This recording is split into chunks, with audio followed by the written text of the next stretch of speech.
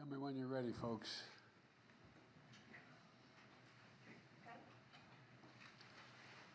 I just had a significant briefing from cabinet members and agency chiefs to prepare for the 2023 hurricane season and peak wildfire season. And last year, hurricanes and other extreme weather events here in the United States caused over $165 billion in damages. 3 hurricanes, Fiona, Ian, and Nicole, made landfall, did damage across a half a dozen states. Thanks to National Oceanic and Atmospheric Administration, so-called NOAA, new hurricane modeling systems, we're getting more and more accurate forecasting of hurricanes, their tracks, their intensity, their associated storm surge, which means saving more lives because we can anticipate what is likely to happen with greater accuracy. But there's more to do. Just last week, Super Typhoon weakened wreaked havoc across Guam and the Northern Mariana Islands, causing tremendous amount of damage, and our hearts go out to the people who have been affected. But the pace of recovery there is an example of the importance of investing in our infrastructure. Recently installed cement utility poles mitigated the damage of the typhoon-force winds on the island's electric and communication systems, as opposed to wooden posts, which would have snapped.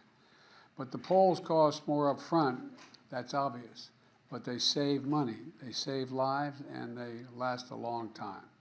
And summer is also bringing a more active wildfire season to the United States.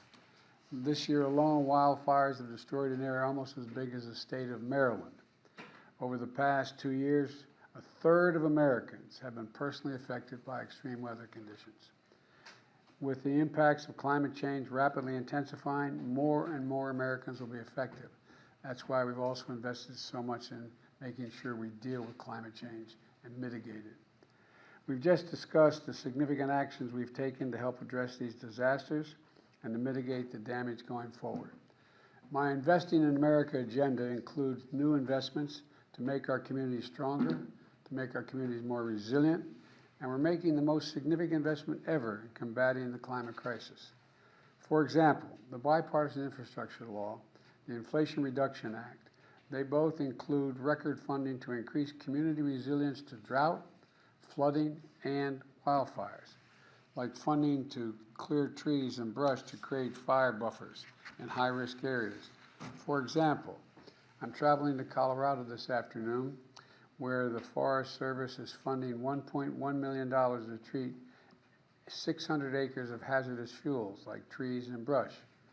This project, with over 300 homes and buildings in the area, is going to reduce the overall risk of wildfire in that area and, God willing, if anything happens, save lives. We're also harnessing new tools like advanced satellite technology that's going to help get better at predicting where wildfires and storms are going so that we can better position our resources ahead of time to respond. We funded over 130 water projects to address the drought crisis in the West, including projects that are going to conserve tens of millions of gallons of water in drought-stricken areas like the Colorado River Basin. The U.S. Army Corps of Engineers is the National Oceanic and Atmospheric Administration. They funded hundreds of projects across the country to improve flood and coastal resilience. I asked about one coastal particular town, city, and instead of building back the beach to the point where it was before, you put how much more sand? Yes, sir. We're building it back to its full design profile. So instead of 30,000 cubic yards of sand, over 100,000 cubic yards of sand. Which is going to increase resilience as well and save people. And we're hardening the electric grid to withstand stronger storms with stronger materials, and we're burying lines where we can, and that's likely to increase, God willing. We're creating microgrids to reduce the impact when power goes out and make it possible to get back up and running faster after a storm. We're also funding conservation, restoration, and protection of coastal areas and flood resilient projects in disadvantaged communities. Across the country, we've got 32,000 projects funded or underway. Now, if you want to find out what's going on in your area and how you may be impacted, just go to build.gov. build.gov. And you can see a map and of the projects and search by county as to whether or not your community is affected and what we're doing in that community. I want to close by thanking the brave Americans, and I mean that sincerely, the brave Americans who put their lives on the line to keep our community safe. To the firefighters and other first responders, including FEMA personnel, who run toward danger while everyone else runs the other way.